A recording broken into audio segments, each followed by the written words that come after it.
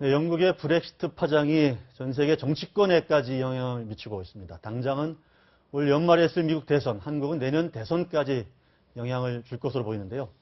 네, 민영상 사회통합전략연구원장 최병묵 전 월간조선 편집장과 함께 말씀을 나눠보도록 하겠습니다. 두 분 어서 오십시오. 자, 어서 오십시오. 어서 오십시오. 네, 브렉시트 파장 엄청난데요. 사실 옛날에 학교 다닐 때 윈스턴 처칠 수상이 유럽의 합중국을 건설해야 된다 이런 연설을 하고 그러고 나서 사실 영문 얘기해서 그런데 ECSC, EEC, EC 이런 식으로 쭉 이게 전개가 돼서 유럽 연합까지 온 거 아닙니까? 근데 이런 흐름을 완전히 거꾸로 뒤집는 결정이잖아요. 그러니까 윈스턴 처칠 수상 당시 영국은 사실 유럽의 중심이라고 생각했던 때입니다. 그러니까 영국의 국력이 그 전부터 해가지고 해가 지지 않는 나라로 알려져 있었지 않습니까?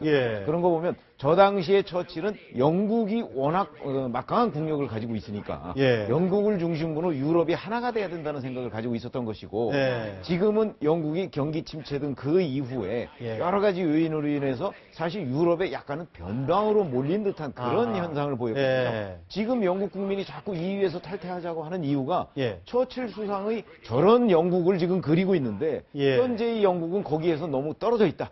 그렇기 때문에 이것이 그러니까 EC 때문 아니냐 하는 피해의식을 가지고 있어요. 그렇기 때문에 그러니까 연세 드신 분들, 영국 국민 중에 연세 드신 분들이 바로 저런 과거 그 대영제국의 환상, 그걸 벗어나지 못했기 때문에 이번에도 EC 탈퇴 쪽에 상당한 지지를 보냈다는 거 아닙니까? EC, EU. 그렇죠. EU 탈퇴. 그래서 그런 점에서 처칠 수상 때의 영국과 지금의 영국이 상당한 차이를 보이고 있는 것으로 보입니다. 그도 그럴 것이 극명하게 EU의 분담금이랄까 운영자금을 같이 엄청나게 되면서도 주도권은 독일의 메르켈 총리가 다지고 영국은 돈은 돈대로 다 되면서 아무런 영향력을 못 행사하니까 어르신들이 이건 아니다라고 생각을 한 게 그런 측면이 굉장히 강하죠. 어쨌든 자신들이 살만하고 힘을 발휘할 능력이 있으면 괜찮은데 지금 영국 경제도 침체가 되고 있고 양극화도 심화되고 있고 못 사는 사람들이 속출하고 그런 가운데 이민자들 들어오고 이런 상황이 되니까 결국은 우리끼리 살자. 우리라도 살고 보자 이런 쪽으로 간 거 아니겠습니까? 당연히 그렇게 됐죠. 근데 이런 흐름이 사실은 미국 대선 트럼프 열풍하고도 이게 좀 서로 일맥상통하는 측면이 있어요. 그게 한마디로 말하면 포퓰리즘. 그렇죠. 근데 자국 내의 포퓰리즘이지만은 국제 정세나 국제 관계에서 보면은 결국에 신고립주의. 근데 경제적으로는 보호무역주의. 우리끼리 살자 일단 새로 고립돼도 좋다 하면 스스로 고립을 주장하는 그런 얘기가 나오고 국수주의라고 얘기할 수도 있잖아요. 그러니까 무슨 얘기냐면 그러니까 우리끼리 살면 잘 살 것 같은데 우리가 자꾸 예를 들어서 미국 같은 경우는 세계의 경찰을 자처하면서 세계의 온갖 분쟁 지역에 다 지원을 하거나 거기 가서 그러니까 반정부 이런 집단들 그런 것들을 이제 정리한다든가 하는 문제에 민주정부를 내세우고 그러다 보니까 자꾸 전쟁에 개입하게 된단 말이죠. 그런 데에 쓰는 돈이 워낙 많다 보니까 이 세계의 경찰 이런 역할을 미국이 이제 거기서 손을 떼고 미국 국민들을 보호하는데 우선적으로 중점을 둬야 되겠다 하는 트럼프의 주장 같은 것이 먹혀드는 거예요. 특히 백인 중심의 미국 사회에 그런 데에 먹혀드는 것이죠. 지금 그런 것들이 예를 들어서 필리핀에 이번에 대통령에 당선된 두테르테라든가 또는 지금 얘기하는 바로 EU 탈퇴를 주도했던 영국의 보리스 존슨 전 런던 시장 이런 분들의 주장이 그러니까 팍팍 먹혀드는 거예요, 국민들한테. 우리 돈으로 자꾸 남을 도와줄 것이 아니고 일단 우리끼리 좀 잘 살고 보자 하는 것들이 경기 침체와 더불어서 살기가 팍팍해지니까 그런 분들의 주장에 귀가 솔깃해지는 것으로 보입니다. 지금 방금 말씀하신 것처럼 영국의 EU 탈퇴를 이끈 정치인 중 하나가 이 보리스 존슨 전 런던 시장 이 사람 얘기가 계속 나오는데 특히 이 사람이 그럼 영국의 거의 트럼프다 이런 얘기까지 지금 나오고 있거든요. 그 사람이 어느 정도로 비슷한지 저희가 한번 직접 얘기를 한번 들어보고 얘기를 나눠보겠습니다. You got the downwards pressure on wages, you got the pressure on public services. With the craziness that's going on with the migration, with people pouring in all over the place, I think if I were from Britain, I would probably not want it. 네, 두 사람 생각이 진짜 비슷한 것 같긴 하네요. 외모도 좀 비슷한 외모도 것 같아요. 외모도 비슷하네요. 그다음에 머리도 금발에다가 보리스 존슨 같은 경우는 사실은 또 뭐냐면 거의 패션 테러리스트라고 그들이 흔히 표현하듯이 머리 자체가 우선 이렇게 단정하지가 못해. 복장도 그렇고 넥타이도 이렇게 반듯하게 안 맵니다. 뭐 항상 삐뚤어지게 매고. 그러니까 항상 어떤 주류 사람들의 생각과는 약간 어긋난 듯한 주장을 많이 하고, 그다음에 각종 비속어 뭐 이런 것도 그 서슴없이 쓰고, 그다음에 저 TV 같은 데 나와서 예능 프로그램에 굉장히 많이 나왔습니다. 그렇게 그것도 비슷하네요. 말을 잘하는 것도 아닌데 예능 프로그램에 많이 나왔죠. 트럼프 같은 경우도 예능 프로그램을 진행했지 않습니까? 본인이. 그러니까 그런 점에서 상당한 정도의 그 공통점이 있다. 단 하나 이제 둘 사이의 다른 점은 트럼프는 막말을 서슴없이 하지 않습니까?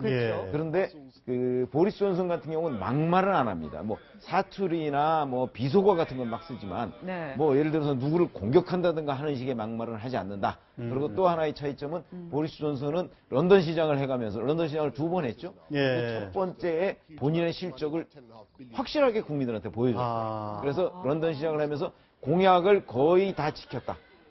하는 그런 그 이미지를 남겼기 때문에 그 점은 트럼프하고의 차이점입니다. 그러니까 닮은 꼴도 있지만 분명히 또 다른 점도 있고 출발도 다르죠. 뭐 한쪽은 비즈니스맨으로 이제 시작한 그런 사업가고 한쪽은 또 기자 출신이었고. 근데 보리스 존슨 얘기하는 건 막말은 아니지만 그 유럽연합 이런 유럽 통합 이런 거를 그 히틀러에 빗대서 그 히틀러도 추구했지만 안 된 걸 지금 이유가 하고 있다 뭐 이런 발언까지 이건 막말이라고 봐야 막말은 아니지만 어쨌든 시각이 좀 어떨까요? 좀 섬뜩하기도 합니다 지금. 그죠. 결국 이제 보리스 존슨의 저런 그 언행들이 쭉 가다 보면은 그 영국 내의 일종의 국수주의 이제 그걸로 가는 건데 그게 나름대로 영향력을 갖고 그걸 그 미국 내에서 그런 열풍을 갖다 트럼프가 얹고 있는데 그래서 이제 같이 가는 그런 그 기가 아니냐라는 그런 분석도 나오긴 한데 또 보리스 존슨 같은 경우는 영국 내에서는 지금 갈수록 굉장히 그 인기가 아니라 실질적으로 정치적 영향력이 앞으로 커질 가능성이 훨씬 더 이제 가능성이 크게 돼 있는 거죠. 근데 원래 기자를 할 때부터 보리스 존슨은 EU에 대해서는 굉장히 부정적이었죠. 왜냐하면 그 브뤼셀 특파원을 해가면서 EU의 본부가 브뤼셀에 있지 않습니까? 그 특파원을 해가면서 EU 집행위원장이나 이런 분들에 대해서도 굉장히 날카로운 비판을 했고 그거에 관해서 대처 전 영국 수상이 사실은 보리스 존슨 기사는 참 재미있다라고 얘기할 정도로 EU에 대해서는 굉장히 부정적인 그 입장을 밝혔었는데 지금도 역시 마찬가지 아닙니까? 그러다 보니까 EU에 관한 보리스 존슨의 시각은 굉장히 일관돼 왔다. 그런 점에서 보면 지금 EU 탈퇴를 주도했던 것도 그런 점에서 보면 과거 그 기자 때부터 지금 정치인이 될 때까지 한 번도 변하지 않는 본인의 소신인 것으로 보입니다. 변하지 않는 본인의 소신이다 이런 말씀하셨는데 어쨌든 이번 브렉시트는 이 이민자 문제랑 뭐 경제 악화된 경제 이런 부분에 대해서 굉장히 부정적이고 국수주의적인 시각에 영향을 미쳤다 이런 게 결론인데요. 그렇다면 이런 시각이 우리나라에도 좀 영향을 미칠 수 있을까요? 이게 좀 전 세계적인 분위기가 좀 그런 거 아닌가라는 지금 경제적으로는 당연히 전문가들이 뭐 다 분석을 하시겠지만 영향력이 우리나라도 굉장히 지금 일본이 엄청나게 영향을 받고 있었습니다. 아베노믹스 같은 경우 영향을 받는다고 보고 우리도 경제적으로 넘었는데 우리가 정치 사회적으로도 당연히 저는 영향력이 있다. 이게 보면은 이민자 정책이라는 게 그 영국이나 미국 지금 얘기하는 얘기가 값싼 노동력으로 음지에서 그 자국의 경제 발전에 영향력을 보는 걸로 보는지 아니면 자국민들의 일자리를 뺏는 걸로 보는 시각이 전혀 다르지 않습니까? 그렇죠. 근데 그게 정치 사회적으로 어떻게 해석하냐는데 그게 우리나라에 넘어올 적에 직접으로 넘어오는 경제적인 분야는 놔두고라도 만약에 트럼프가 영향을 받아서 트럼프를 통해서 우리한테 영향력이 온다 그러면은 군사 안보적인 측면에서 직방 오지 않습니까? 그렇죠. 황희미 분담, 주한미군 철수 이렇게 넘어올 적에 우리는 굉장히 진짜로 대비를 철저히 해야 된다. 이번에 브렉시트에 대해서 사실은 설마 하면서 좀 방해 측면이 있지 않습니까? 이 트럼프를 통해서 정말 우리한테 넘어올 경우에 이런 그 브렉시트의 영향을 받아서 만약에 트럼프가 대통령에 당선됐을 경우에 우리 대한민국에 미치는 영향은 경제뿐만이 아니라 그 국가 안보 문제 엄청 크지 않습니까? 그런 점에 대비를 상당히 해야 된다고 보죠. 트럼프의 당선 가능성을 사실은 처음에 우리가 약간 뭐 설마 되겠냐 뭐 이런 시각을 갖고 있었는데 지금 그게 아닌가 보다 뭐 이런 쪽으로 살짝 좀 넘어온 상황 아닙니까 지금 현재? 그러다가 다시 또 지금 이제 지지율이 요새는 좀 떨어지고 있죠. 그러니까 아직 이제 대선 때까지 좀 그 기간이 남아 있으니까. 사실 뭐 우리뿐만 아니고 미국의 정치 전문가라는 분들도 이 트럼프 현상에 대해서 아무도 제대로 예상을 하지 못했어요. 그런데 결국 이제 공화당 뭐 중재전당대회 얘기까지 나왔는데도 불구하고 트럼프가 그 후보로 확정이 됐단 말이죠. 그렇다면 앞으로 11월 달에 선거에서 과연 트럼프와 힐러리 중 누가 될 것이냐 하는 거는 지금 현재의 시각만 가지고서 예측하기가 상당히 어렵다. 그리고 이 국수주의라는 게 사실은 약간은 포퓰리즘하고도 연결이 돼 있거든요. 그렇다면 포퓰리즘의 그 유권자들이 현혹될 가능성도 아직도 상당히 있다는 점에서 우리도 내년 대선과 관련해서 사실은 누군가 지금 현재의 이렇게 약간은 안정적인 대선 후보군이 있지 않습니까? 이 사람들을 뛰어넘는 이 포퓰리즘적인 그런 대선 후보군이 갑자기 치고 나올 때 거기에 영향을 미칠 가능성이 굉장히 저는 많다고 생각합니다. 우리나라의 경우도. 그럼. 그리고 이제 간단히 여론조사에 관해서 잠깐만 말씀드리면은 이번에 이제 여론조사도 영국 같은 게 다 틀렸지 않습니까? 그렇죠. 트럼프도 마찬가지예요. 옛날 우리가 초창기에 여론조사 갔어요. 대한민국에서. 신문 구독률 조사를 하면은요. 이거 이제 정부적에서 조사하는 줄 알고 동아일보나 야당지 보는 사람들이 다 거짓말로 정부기관지 무슨 서울신문 봅니다 이렇게 거짓말로 해서 제대로 구독률이 안 잡히고 그랬지 않습니까? 미국도 마찬가지예요. 트럼프 여론조사가 왔을 경우에 트럼프라고 답변하기가 좀 부끄럽고 그런 거예요. 막말하고 좀 아주 수준이 낮다고 생각을 할까 봐. 그 답변을 안 하는데 정작 투표할 때는 가서 하는 거죠. 이번에 브렉시트도 똑같지 않습니까? 그런 측면에 있어서 여론조사 다 틀렸지 않습니까? 그래서 정말 그 관심 있는 사람들이 가서 투표를 할 경우에 여론조사는 안 잡히는 숫자가 나오면은 의외로 트럼프가 공화당 후보가 됐듯이 의외로 대통령에 당선될 수도 있다. 그래서 이게 대한민국에 미치는 영향력은 우리가 좀 굉장히 조심해야 돼요. 네, 이 브렉시트 충격 그리고 아까 말씀하신 것처럼 의외로 만약에 트럼프가 이렇게 열풍을 일으키고 있고 대선까지 간다면 그렇다면 우리나라에 있는 대선 주자들이 있지 않습니까? 굉장히 고심이 클 것 같아요. 특히 이런 열풍을 보고 있으면 대선을 나갈까 말까 고민하고 있는 반기문 유엔 사무총장도 좀 이렇게 영향을 받지 않을까요? 그래서 아니 지금 현재 예를 들어서 그 이제 유력 주자라고 할 수 있는 반기문 사무총장이 만약에 그 정치권에 뛰어든다면 그러면 반기문 이제 이쪽에 문재인 전 대표, 안철수 대표 뭐 이런 분들인데 이런 분들 가운데는 이 트럼프 현상을 수용할 만한 그런 정도의 정치적 역량을 가진 분이 제가 보기에는 없는 것 같아요. 그러니까 그런 파고를 뛰어넘을 만한. 그렇죠. 아니 뛰어넘는 게 아니고 그런 식으로 선거 캠페인을 전개할 만한. 그럼 왜냐하면 그것도 상당히 성격도 있거든요. 캐릭터도 있고. 그러니까 그 TV 예능 프로그램에 가서 자기를 선전할 수 있고 거기에서 자기만의 이미지를 만들어낼 수 있는 능력은 이것도 보통 능력이 아니거든요. 그래서 그런 분들은 일단 이런 자질하고는 좀 거리가 있다. 그렇다면 그런 자질하고 지금 딱 맞는 분. 제가 얼핏 지금 머릿속에 떠오르기는 예를 들어서 여권에서는 홍준표 경남지사 같은 스타일. 홍준표 경남지사. 야권에서는 오히려 이해찬 전 총리 같은 스타일이 이런 식의 그 트럼프나 보리스 존슨 같은 식의 그 정치 스타일과 좀 부합하는 것 아니냐. 그 쇼맨십도 좀 있고 이래야 되는 거죠. 그럼요. 그리고 약간은 좀 뭐 비속어도 좀 섞어 써가면서 약간 막말과 이 정상적인 정치 언어 사이를 경계선을 왔다 갔다 하는 이런 분들은 아마 그 두 분이 제가 얼핏 떠오르네요. 근데 우리나라 대선에 비춰보면 저는요. 김종인 대표를 상당히 눈여겨볼 필요가 있다. 저는 그런 그 관점을 갖고 있거든요. 김종인 대표가 계속 킹메이커를 하면서 여차하면 쇼트트랙에서 마지막에 확 끼어들듯이 본인도 킹 후보로 끼어들려고 하는데 국제적인 상황이 여러 가지 상황이 가장 중요한 것은 경제와 안보에 있어서 위기 관리 능력 아닙니까? 우리 최고 지도자는. 근데 경제에 있어서는 김종인 대표를 따라갈 사람이 없어요. 그래서 어떤 측면에서는 김종인 대표가 지금 계속 50년 전에 군대 사진을 내보내고 안보 행보를 하고 이러는 게 경제에서는 내가 경쟁력이 있으니까 안보 분야를 갖다 해서 국민들에게 안정을 심어주겠다 하면서 계속 대권 행보를 하면서 이렇게 가는 게 아닌가. 저는 그렇게 좀 그래서 있습니다. 사실은 이런 브렉시트 상황에 대해서 유력한 대선 주자들 중에 제대로 이거에 대해서 정확하게 이거의 문제가 뭐고 우리 어디로 가야 된다. 이거를 얘기한 분들이 사실 많지가 않아요, 지금. 지금 상황이 어디로 굴러갈지 자기도 잘 좀 자신을 못하고 있는데 이것과 관련해서 김종인 대표는 뭔가 하여간 말을 내놨습니다. 저희들이 무슨 얘기를 했는지 한번 보실까요? 네네, 이거군요. 지금 저희들 싱크가 아니고 지금 김종인 대표는 리만 브라더스 사태처럼 경제적 충격이 지속되지 않을 것이다. 정진석 원내대표는 브렉시트 단기 충격 불가피하다. 안철수 대표, 정부와 협조할 건 협조해야 한다. 브렉시트 불안을 해소해야 된다. 수출 급락, 자본 유출 우려가 된다. 이렇게 얘기를 했는데요. 김종인 대표 싱크도 준비되어 있습니까? 네. 네, 보실까요? 물론 경제 성장을 포기할 수 없습니다. 이것은 우리의 목표입니다. 제대로 성장하기 위해서라도 이제 분배의 문제를 고민할 만한 시점이 된 것입니다.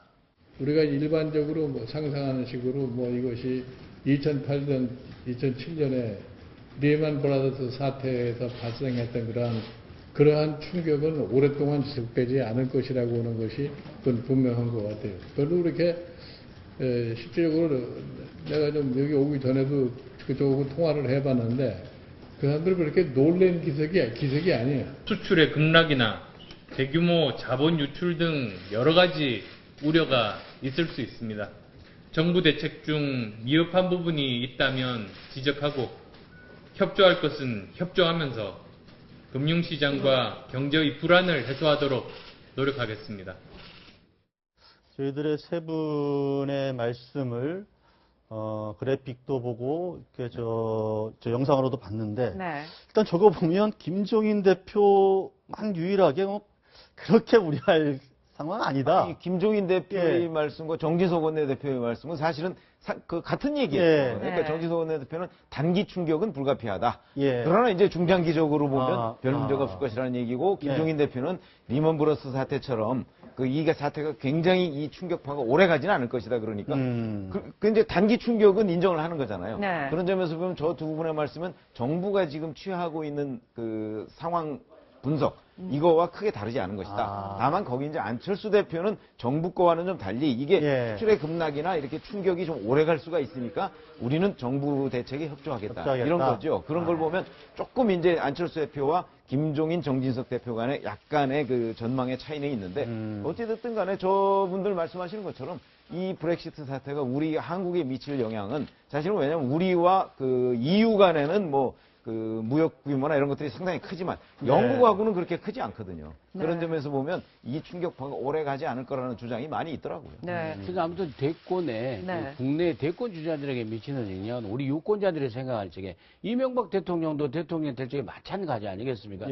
리먼 브라더스 사태 나름대로 이제 대처를 잘했다고 하지만 아무튼 경제 분야에 있어서는 저 후보에게 한번 맡겨볼 만하다. 여러 가지 흠이 있더라도 그런 측면이 있을 수, 우리가 유권자들한테 가질 수 있는 거 아니겠습니까? 그렇죠. 그런 측면에서 김종인 대표가 아무튼 이번 그 경제적인 충격, 이런 그 위기 관리 능력에 있어서는 상당한 그 국민들에게 안정감을 주고 있다.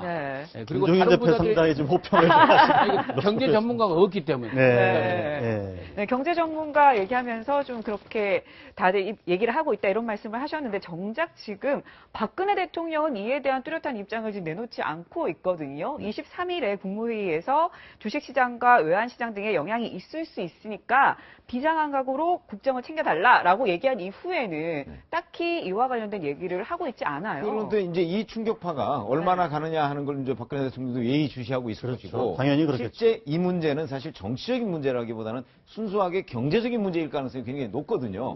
물론 다 연결은 돼 있습니다만은 그런 경제적인 문제는 유일호 경제부총리가 책임지고 지금 그 대처를 하고 있는 상황이기 때문에 박근혜 대통령으로는 추가적으로 다른 상황이 발생하지 않는 한 이 문제에 관해서는 아마 경제부총리한테 일임하고 있는 상황이 아닌가 싶습니다. 경제는 심리고 불안해하고 이런 것 대통령이 직접 나서서 또 뭐라고 언급을 하면 전 세계적으로 정말 큰일이 났구나 이렇게 또 잘못된 시그널을 줄 수도 있기 때문에 오히려 박 대통령이 좀 의도적 침묵을 하는 것 아닌가 그런 생각도 좀 경제부총리, 경제팀에 맡겨놓겠다 이런 것이 강한 것이죠. 경제팀에 맡겨놓겠다. 어쨌든 지금 한국 정치가 아까 얘기했던 안보 위기, 경제 위기 이런 게 쌍끌이로 오는 것 같아서 이거를 잘 해치고 나가야 되는 그런 시점이 아닌가 그런 생각이 듭니다.